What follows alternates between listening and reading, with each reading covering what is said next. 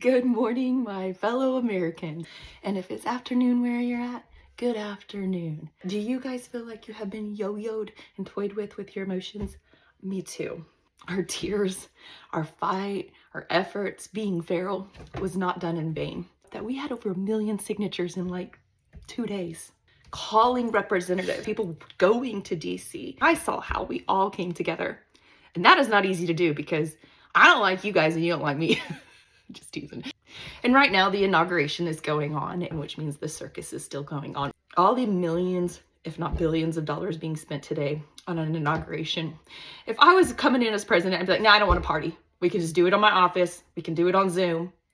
Because why not save that money? There's people who are in much more need than a welcome party. You know, if you and I were in debt, the last thing we would do is go have a party worth $200,000, $500,000, $1 million. Because you can't do that. So how the fuck are they doing this inauguration? Riddle me that. That's why I always say get back for the people. I have some exciting news. Mr. Cotton, I'm in Arkansas. Mr. Tom Cotton might possibly want to meet with me.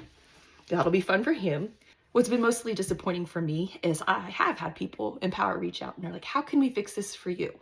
What can we do for you? I want this for everyone. I don't want it just for me. Like, thank you. I appreciate it. But how can we do this for the rest of the state, for the rest of the nation? I'm not in this for me. It's not like I'm gonna be like, I got what I want, peace, deuce, I'm out of here. No, I'm not. That's never been me and it's not going to be me. It's just not exclusively to me. What I put out here is all of us. I'm not saying I speak for all of us. I'm not in the game for individual success. I want to change shit for everybody. There's no doubt about it that I love being here. I love you guys. I cried so hard. I got a headache. I had to get off because I could not cry anymore. And I'm already dehydrated. The thought of us not having each other anymore destroyed my heart. It was like a death to somebody. And to people who don't understand, this sounds silly. That's fine. Everybody gets their opinion and their perspective. Mine was, I was devastated. I was devastated. Michael was holding me and I was crying. I was so upset.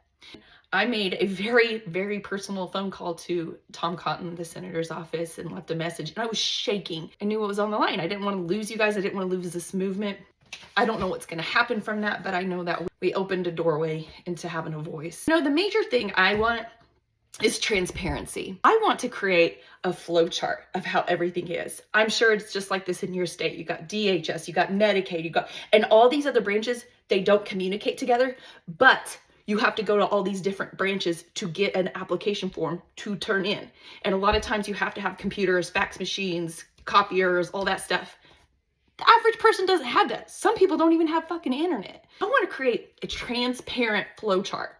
Where would an autistic parent start first? Okay, then where do they go after that? And then whatever that has to connection to this one, why? And then if there's any redundancies, we just reformat the whole thing because it should not be this hard. And I'm going to make it to where it's not, or I'm going to die trying. I missed you. So how are you guys? Wasn't that fucking crazy? My heart was palpitating. I have good news and I have even better news. The good news is I got some important people wanting to talk to me. The bad news is I'm probably gonna have to wear a bra if I go visit them. Hello, Senator. It's shimmy. He'd fall over. And then I'd just go run in and I'd go in his office and be like, I'm the senator now. I think it's a great game plan. It might have felt silly what the government just put us through. And it was, and it is, but it wasn't in vain. Look at how well we worked together, how feral we were. We stayed feral. We were loud about injustices, and there was no division. Do not be mistaken. The government might have had something planned this whole time, but they also saw us go, hell no. I think the fuck not. I told my mom, I said, Mama, I'm gonna save TikTok. And she said, LOL. Guess what, bitch? I know I didn't save it, but I told her. And I told my grandma, I was like, Grandma, I saved TikTok. She goes, you did? I was like, of course I did, Grandma. My grandma ain't on TikTok. She ain't gonna know. She thinks I'm hot shit. This is from Mr. Cotton's office. I've noticed some people already stepping forward to run against him next term. I'm not saying I'm the fix-it-all, but I'm not gonna bullshit. I was really hard on my heart. I cried so much. I started crying Friday. I didn't stop until Saturday. But we're back. get to tell inappropriate jokes together. We get to cry. We get to piss the rest of the population off with how amazing our families are, even though they are so different.